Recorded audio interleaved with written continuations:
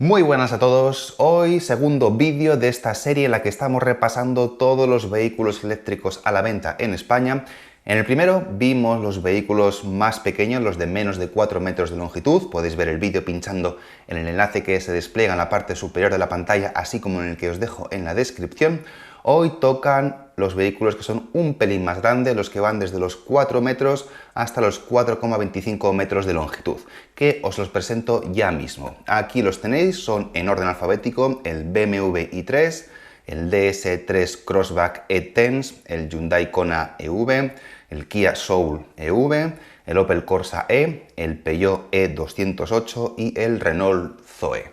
Bien, son 7 modelos que los voy a dividir en dos grupos. Uno en el que voy a meter los que son más de tipo turismo y otro en el que voy a meter los que son más de tipo sub. Así que si los ordenamos de esa manera que os digo, queda así esta organización. Y vamos a empezar con los que son más de tipo turismo. Vamos a ver la tabla que he confeccionado con los datos que he recogido de estos vehículos, la tabla que estoy viendo ahora mismo yo en el ordenador. Y como veis, pues ahí tenemos al Zoe, al E208, al Corsa E y al i3. Del Corsa y del E208 solo hay una versión, del Zoe y del i3 hay más de una versión. Entonces voy a hacer un repaso a la gama Zoe, después compararé el Zoe con el E208 y con el Corsa E y luego ya al final veremos el i3 porque este es un coche que está por encima de ellos en cuanto a potencia y también, como veremos posteriormente, en cuanto a precio. Empezamos con el Zoe, vamos a desgranar la oferta disponible. Renault permite elegir entre dos potencias de motor y dos tamaños de batería. De aquí surgirían 4 combinaciones, aunque a la hora de la verdad solo podemos elegir 3. La primera sería motor de menor potencia, el llamado R110, con batería de menor capacidad, es decir, la batería ZE40. Segunda posibilidad: motor de menor potencia, R110, batería de mayor tamaño, ZE50. Y tercera y última posibilidad: motor más potente, R135, batería de mayor capacidad, ZE50. No existe, al menos en España, la posibilidad de escoger un Renault Zoe con el motor R110 con el motor R135 y la batería pequeña. Si coges el motor grande, te vas directamente a la batería grande. Bueno, las 3 versiones del Zoe tienen un motor síncrono con rotor bobinado. Y si pasamos a potencia, vemos que el motor menos potente, el R110, tiene 109 caballos, a pesar de que su denominación comercial sea 110, la potencia real son 109. Y algo similar sucede con el R135. En realidad no son 135 caballos, son 136. Entre paréntesis os he puesto el rango de revoluciones en el que se produce esa potencia máxima. Par motor, 225 para el Renault Zoe de menor potencia, 245 para el Zoe de mayor potencia. Y aquí ya en la aceleración es cuando vamos a empezar a ver diferencias interesantes entre estas dos versiones. Vemos que de 0 a 50 la diferencia no es muy grande, apenas hay 3 décimas a favor del motor más potente, pero en la aceleración de 0 a 100, es decir, de 50 a 100 km por hora, el Renault Zoe R135 le empieza a sacar una ventaja considerable al R110. Y de hecho, el 135 llega a los 100 km por hora casi 2 segundos antes que el R110, con lo cual es notablemente más rápido sobre todo a mayor velocidad. Bien, luego velocidad máxima, bueno, esto es un dato, es menor en el R110 que en el R135, 5 km por hora menor, pero esto es un dato un poco artificial porque la velocidad máxima de estos vehículos con estas potencias suelen estar limitadas. Así que esto es una limitación que Renault le pone a un motor y a otro, pero que muy probablemente el R110 pudiera llegar a 140 sin problemas. Tracción delantera, como siempre en todos los Zoe, y como sigue siendo, es como es normal, vamos. Batería, sector de batería. Bueno, la capacidad bruta de la batería es la misma en todos los Zoe, da igual que sea un ZE40 que sea un ZE50. Sobre este tema ya os hablé con mayor profundidad en un vídeo que dediqué al Zoe y a la batería del Zoe. Os lo dejo también en la parte superior de la pantalla y en la descripción, con lo cual, si habéis visto ese vídeo, quizás algunos de estos datos ya os resulten repetitivos. Pero la cosa es que, efectivamente, todos los Zoe, da igual que se llamen ZE40 o ZE50, tienen exactamente la misma batería. ¿Dónde está la diferencia? Pues en la limitación electrónica que Renault hace de ella, de capacidad útil, es decir, lo que Renault permite a su usuario utilizar. En el caso de las baterías ZE40, Renault le permite al usuario utilizar solo un 75% de la batería, es decir, 41 kWh. Mientras que si escoges el Renault Zoe ZE50, Renault te permite utilizar hasta el 95% de la capacidad bruta de la batería, es decir, hasta los 52 kWh de capacidad neta. Y obviamente esta diferencia en la capacidad útil que tenemos en el Zoe ZE40 y en el Zoe ZE50 se nota en la autonomía. Fijaos que la autonomía con el motor más pequeño y la batería más pequeña es de 300 kilómetros, mientras que con el mismo motor pero con la batería grande podemos hacer 95 kilómetros más. Eso es más de un 30% más. Y si pillamos el motor grande con la batería grande, que es la única posibilidad, la autonomía es 386, un pelín inferior que con el motor pequeño, pero aún así mucho más grande que con la batería de ZE40 y el motor pequeño.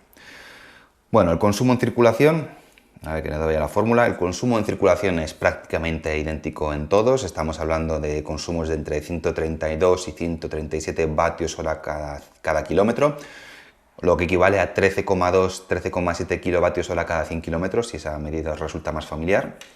Y el consumo homologado WLTP también es prácticamente el mismo en todos los vehículos.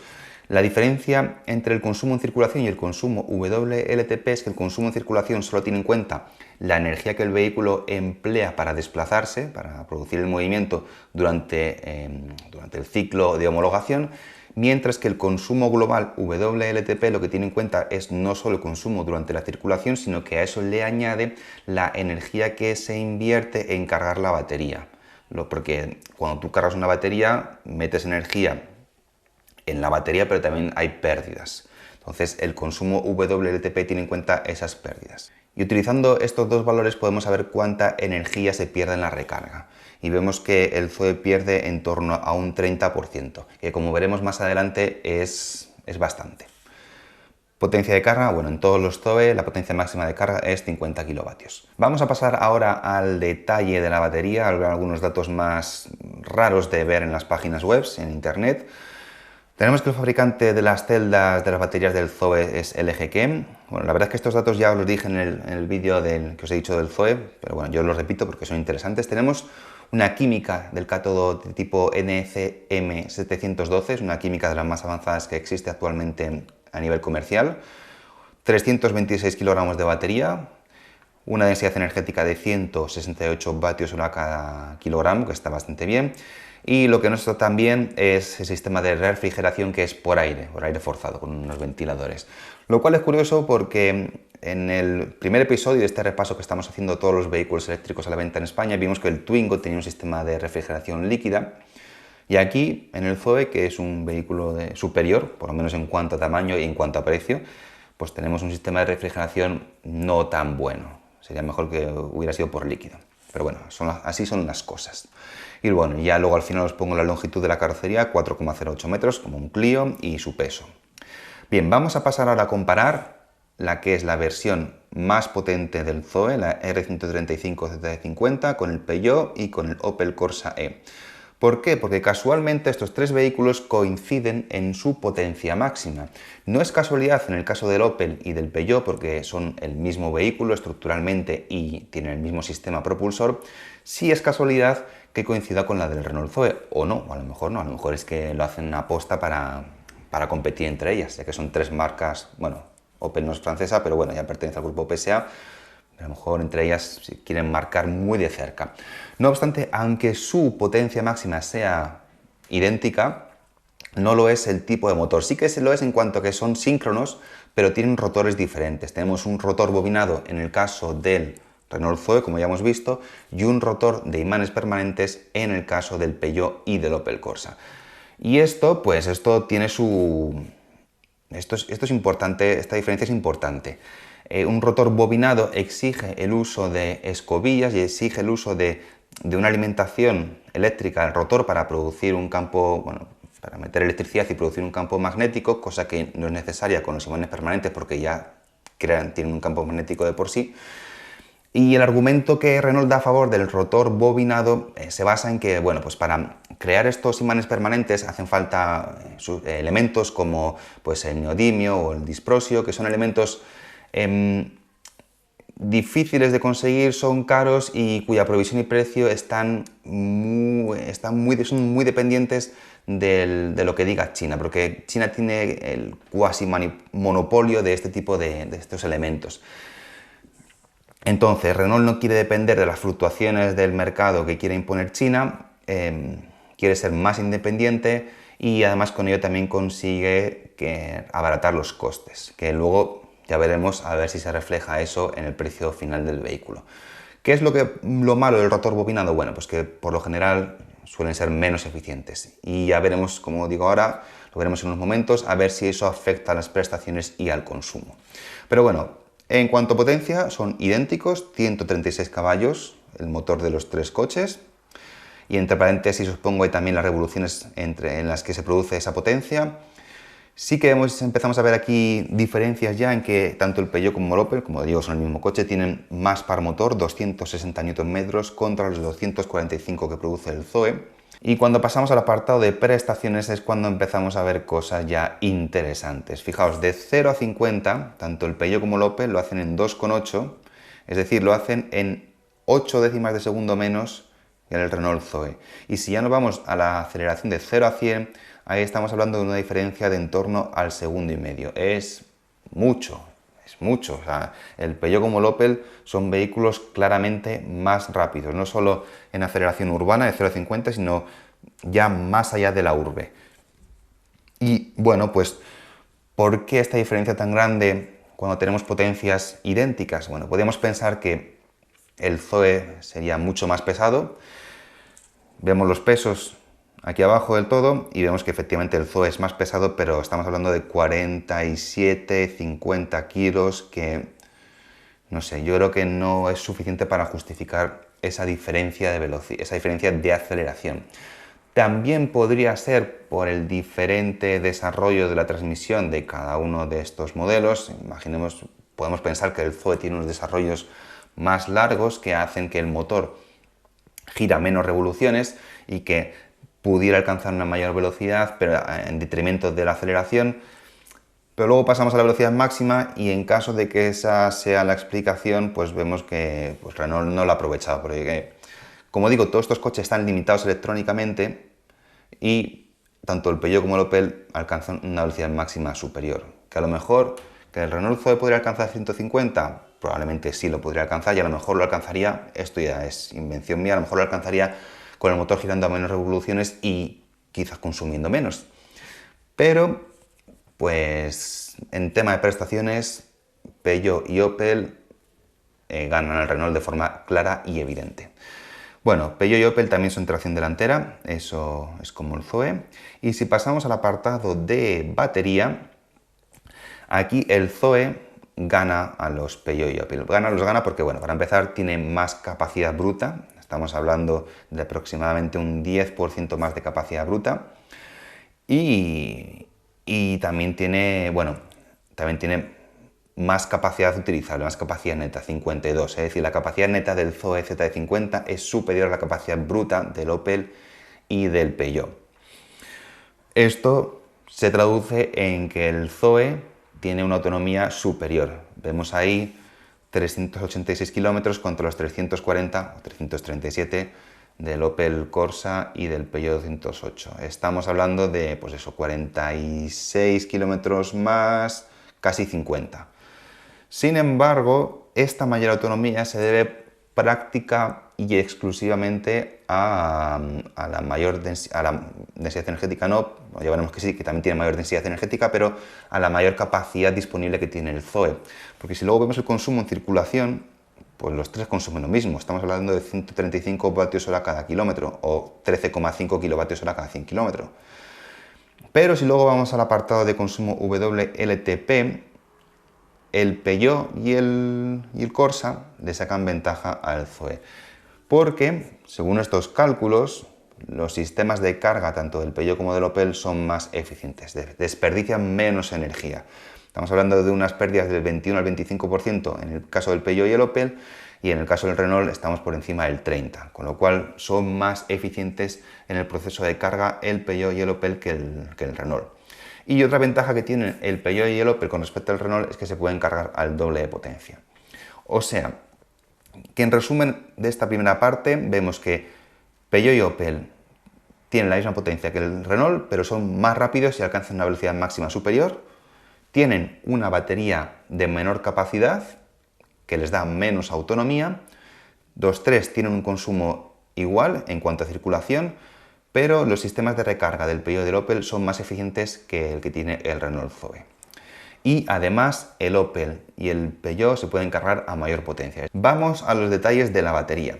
Bueno, Peugeot y Opel, la batería está fabricada las celdas están fabricadas por CATL. Tenemos una química del cátodo NCM523, esta química es menos avanzada que la 712 del Zoe.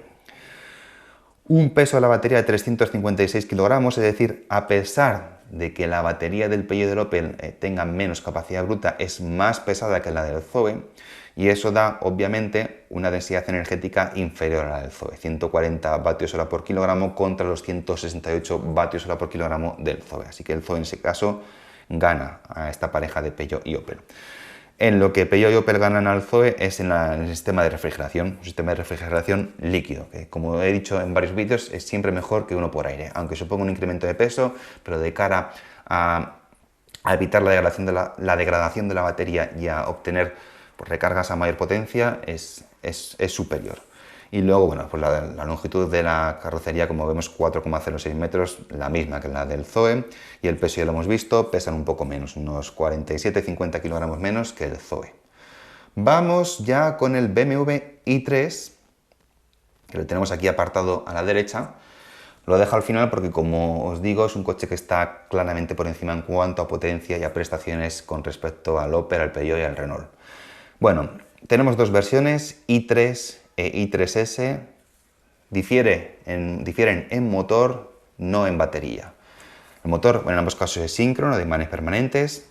El i3 tiene 170 caballos, el i3S 184, también tiene un poco más de par motor el i3S. No tengo la aceleración de 0 a 50, sí tengo la de 0 a 100, y como veis, si el Opel y el Peugeot eran rápidos, 8 segundos de 0 a 100 está bastante bien. El BMW, tanto el i3 como el i3S son netamente superiores. Fijaos, en el i3 estamos en 7,3 segundos, el i3 es un coche rápido, el i3 estándar es un coche rápido. Mientras que el i3S estamos en 6,9, que son cifras ya, joder, pues que son importantes. Y velocidad máxima limitada como siempre a 150. En el caso del i3, 160 en el caso del i3S. Posiblemente el i3 pueda llegar a 160, pero bueno, para diferenciar estas dos versiones y hacer que la i3S sea un poco mejor, pues han limitado un poco por encima al i3S. Y el BMW es el único de los que tenemos aquí con tracción trasera en las ruedas posteriores. Batería. El i3 tiene una batería de 42,2 kWh de capacidad bruta. Es la última batería que ha incorporado BMW al i3. En años anteriores BMW tenía baterías más pequeñas en el i3. La más grande que ha llevado hasta el momento es esta, de 42,2 kWh, de los cuales prácticamente 38 son utilizables. Es decir, aproximadamente el 90% de la batería bruta es utilizable. Y esto nos da unas autonomías de 308 km para el i3 en circulación. No, perdona, autonomía WLTP, 308 para el i3, 283 para el i3S.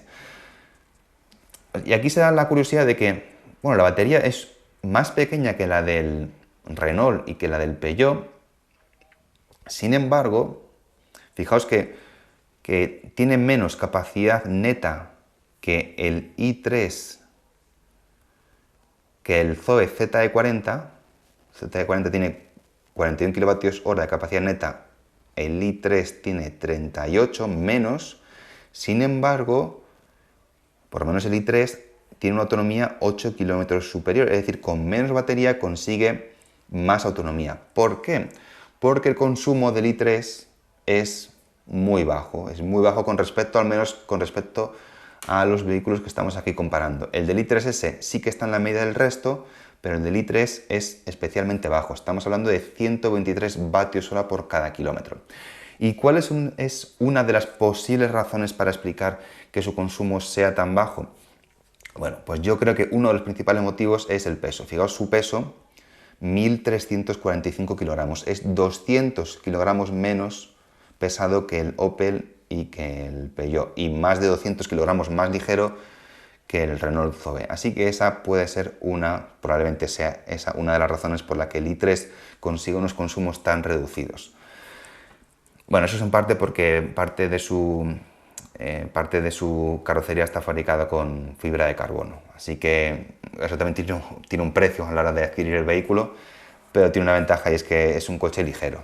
Es un coche ligero para lo que es un vehículo eléctrico. Y luego si vemos el consumo WLTP, vemos que pues, sigue siendo uno de los coches más eficientes de los que aquí presentamos, de este primer subgrupo.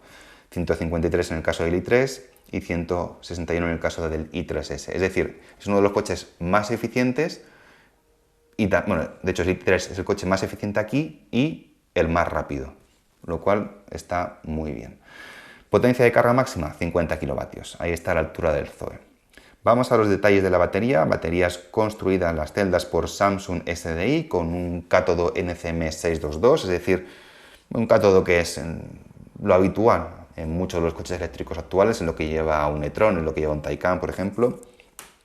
Un peso de 278 kilogramos que nos da una densidad energética de 152 vatios hora por cada kilogramo. Coincide con la química del cátodo, es decir, la más avanzada es la del Zoe, en la que tiene mayor densidad energética, luego vendría la del i3, en la que tiene una densidad energética intermedia, y por último estarían el Peugeot y el Opel, que son las que menos densidad energética tienen. Y bueno, tiene un sistema de refrigeración por líquido que como he dicho y sigo repitiendo, es mucho mejor que por aire. Y luego dimensiones, pues como veis 4,01, pues eso, está como el Zoe y como el Peugeot. Estamos hablando de coches pequeñitos. Y el peso ya lo hemos visto, es muy ligero para lo que se suele estilar en un coche eléctrico y si lo comparáis con el Opel y con el Renault Zoe, la diferencia es 200 kilogramos o más, que está muy bien. Vamos ahora con el subgrupo de los modelos con carrocería de tipo más bien SUV. Ahí tenemos al DS3 Crossback E-Tense, al Hyundai Kona EV y al Kia e-Soul. Vale, del Kona EV y del Kia e-Soul hay dos versiones, una de 39 kWh y otra de 64 kWh.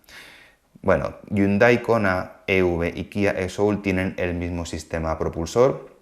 Hay diferencias, hay una diferencia en cuanto a la batería que luego la veremos, pero son idénticos en cuanto al sistema propulsor, son prácticamente el mismo vehículo.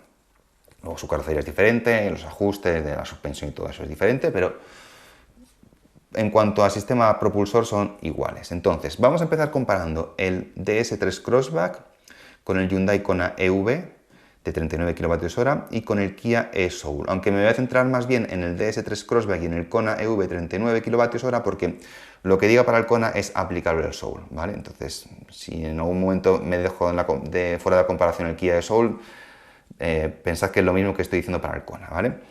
Bueno, voy a comparar primero estos vehículos porque tienen exactamente la misma potencia, 136 kilovatios. Bueno, y antes de seguir, el DS3 Crossback E-Tense tiene el mismo sistema propulsor del Peugeot E208 y del Opel Corsa E, así que no os extrañe ver cifras muy similares o idénticas, mejor dicho, en cuanto a potencia, tamaño de batería, fabricante, etc. Porque es exactamente el mismo sistema propulsor.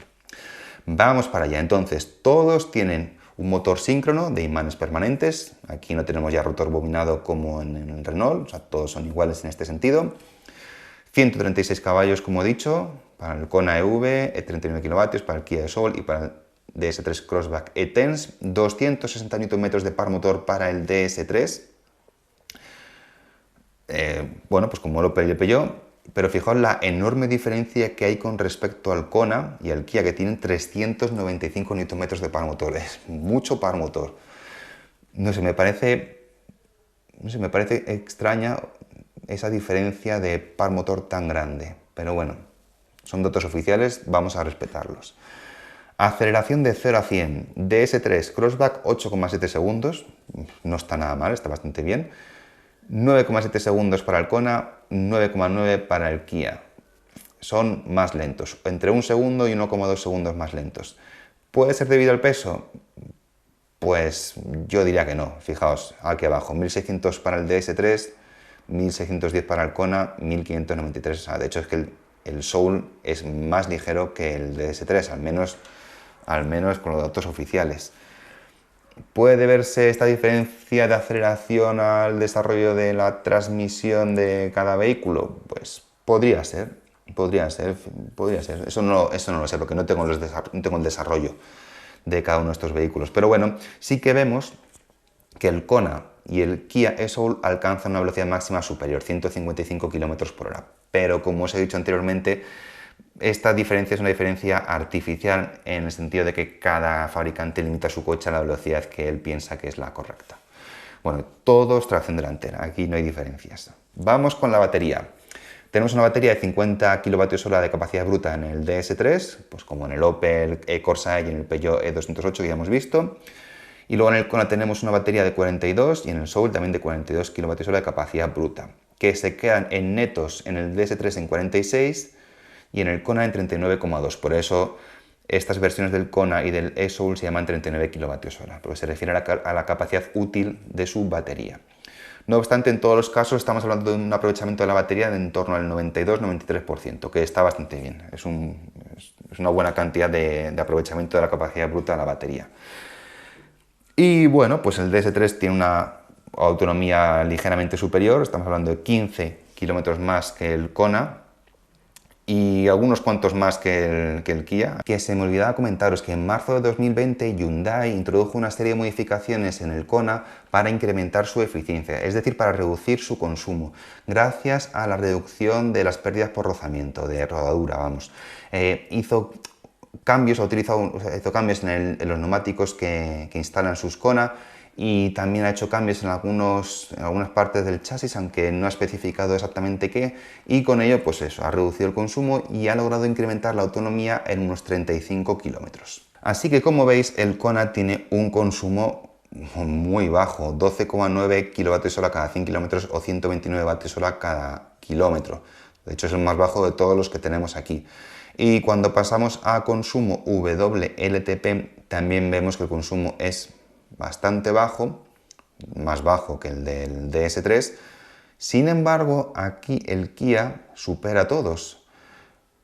Y aquí es algo extraño porque supuestamente, según estas cuentas, el Kia solo perdería un 2% de energía durante la recarga. Y eso eso es un dato extremadamente bajo. No sé si aquí habrá algún error, pero como digo, estas son las cifras oficiales, con lo cual de momento nos tenemos que fiar de ellas.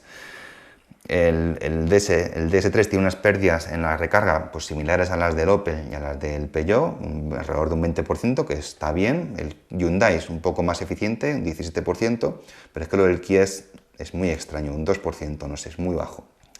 Y luego, en cuanto a potencia máxima de carga, bueno, pues el DS, como el Opel y el Peugeot, 100 kW de potencia máxima, el Hyundai y el Kia en estas versiones inferiores tiene 50 kilovatios de potencia máxima de carga. Vamos al tema de celdas de la batería, a ver detalles un poco más profundos. Fabricante de la celda del DS3 CATL, LG Chem en el caso del Hyundai y SKI Innovation en el caso del Kia. Esto me llama la atención porque yo pensaba que Hyundai y Kia iban a tener el mismo fabricante de celda, porque coinciden en todos los aspectos, pero no. Pero bueno, es una posibilidad, porque los fabricantes hacen contratos con diferentes empresas fabricantes de automóviles, no suelen fijarse a un único fabricante de celdas, es decir, suelen tener diferentes proveedores en función pues, de lo que les convenga. Entonces, bueno, podría ser en este caso que así les venga bien. En cualquier caso, tenemos química NCM523 en el DS3 Crossback y 622 en los Hyundai y Kia. 356 kilos de batería en el DS3, 284 en el Hyundai y el Kia, porque son baterías más pequeñas, pero aunque hubieran sido de la misma capacidad, seguirían pesando menos que las del DS3 porque tienen una mayor densidad energética. Y en este caso, todos los vehículos con refrigeración líquida, así que bien en este aspecto.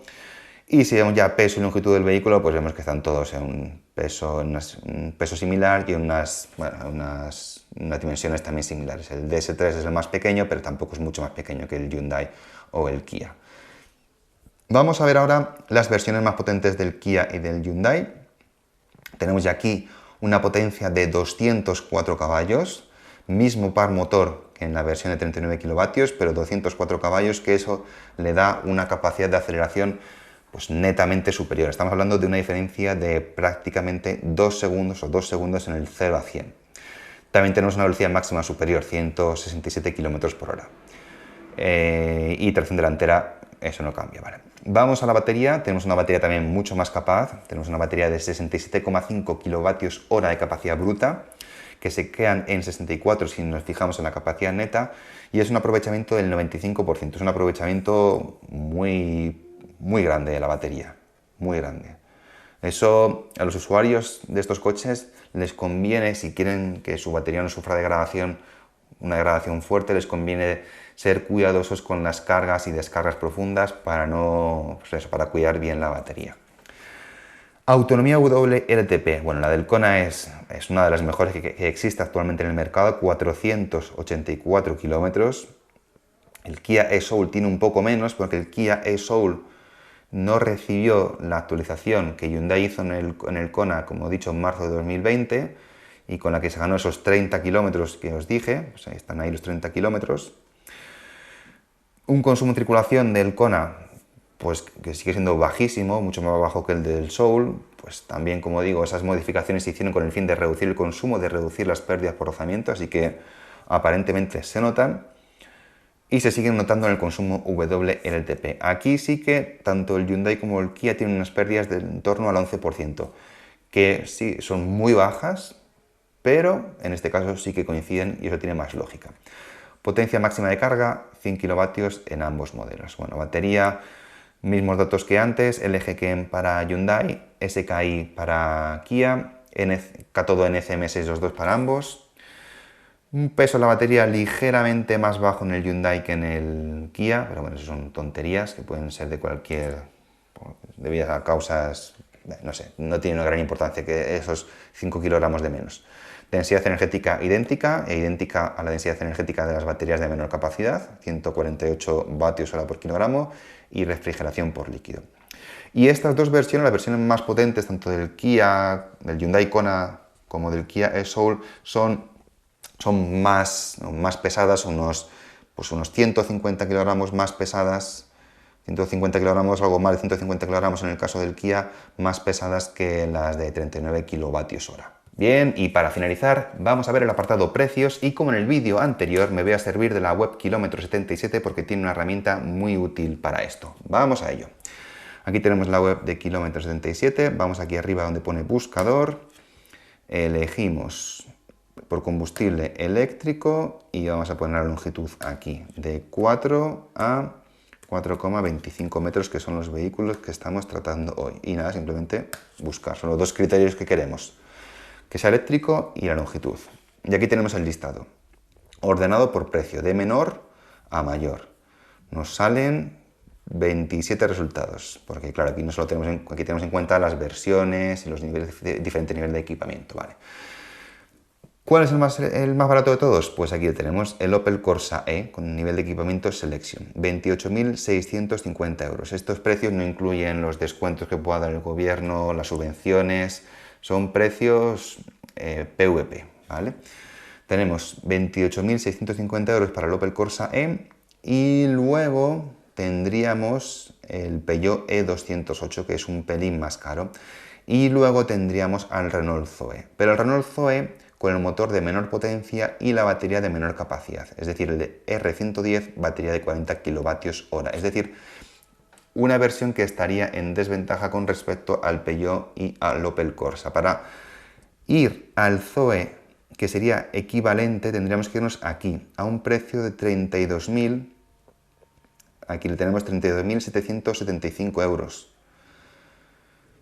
Luego habría que ver el tema del equipamiento, que yo ahora mismo no lo voy a comparar, pero aquí estamos viendo que para tener un Zoe con las mismas prestaciones en cuanto a motor y batería, pues tenemos que pagar bastante más dinero que por un Opel Corsa o por un Peugeot E208. Y esto contrasta un poco, luego habría que ver el equipamiento que trae de serie y en opción cada uno.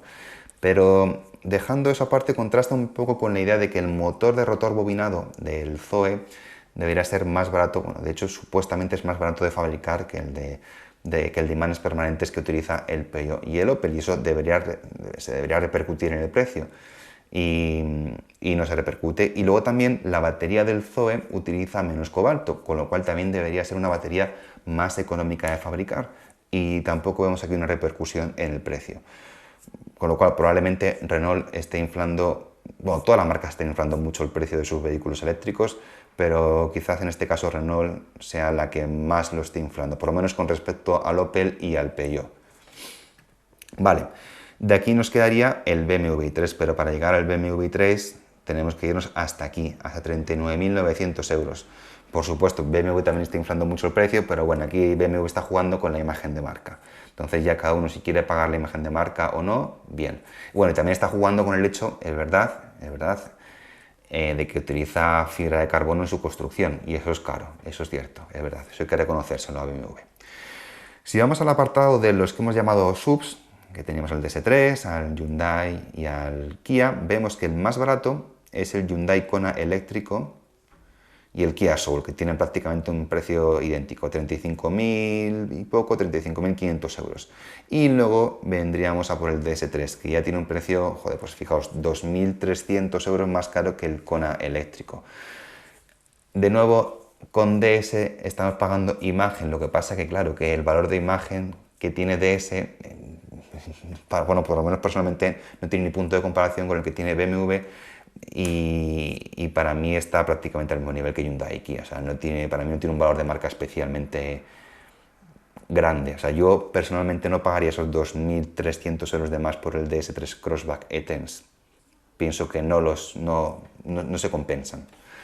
Y luego, si vamos a la versión más potente del Hyundai Kona o del Kia, tenemos que bajar hasta aquí. Vemos aquí que tenemos el Kona eléctrico de 204 caballos por 40.050 euros y el Kia de 204 caballos es Soul, mira, pues es un poco más caro, son 1.500 euros más caro, fijaos. Y luego ya tenemos el DS3 por aquí, y luego tenemos el i3S, que es el vehículo más caro de todos. Bueno, no es el más caro, porque están por encima el Hyundai Kona eléctrico, porque tendrá más equipamiento, son los niveles de equipamiento más altos, pero si nos ceñimos únicamente a modelo como tal, el i3S es el más caro, son 43.650 euros. También es un coche muy rápido. El Kona eléctrico es más potente, bueno, no me acuerdo si era más rápido, no me acuerdo de la cifra. Vamos a comprarlos, que para eso está esta herramienta. Aquí lo podemos comparar, fijaos, es más caro el i3. Claro, también es más caro el i3, es más rápido el i3, también es más rápido porque pesa bastante menos. Fijaos, fijaos la diferencia de peso, 400 kilogramos de diferencia de peso, es enorme, es brutal. Y bueno, que no me enrollo más, que ya habéis visto, creo que ha sido un buen resumen de toda la gama de vehículos eléctricos disponibles a la venta en España, que miden entre 4 metros y 4,25 metros de longitud. En el siguiente vídeo veremos los vehículos que son un poco más grandes. Pues ahí están el Volkswagen ID3, también meteremos al e-Golf, al Ioniq EV, pero bueno, eso ya lo veremos en el posterior vídeo. Como siempre, muchas gracias por estar ahí. Cualquier duda, sugerencia, dejadla libremente en el apartado de comentarios y nos vemos en el siguiente vídeo. ¡Hasta luego!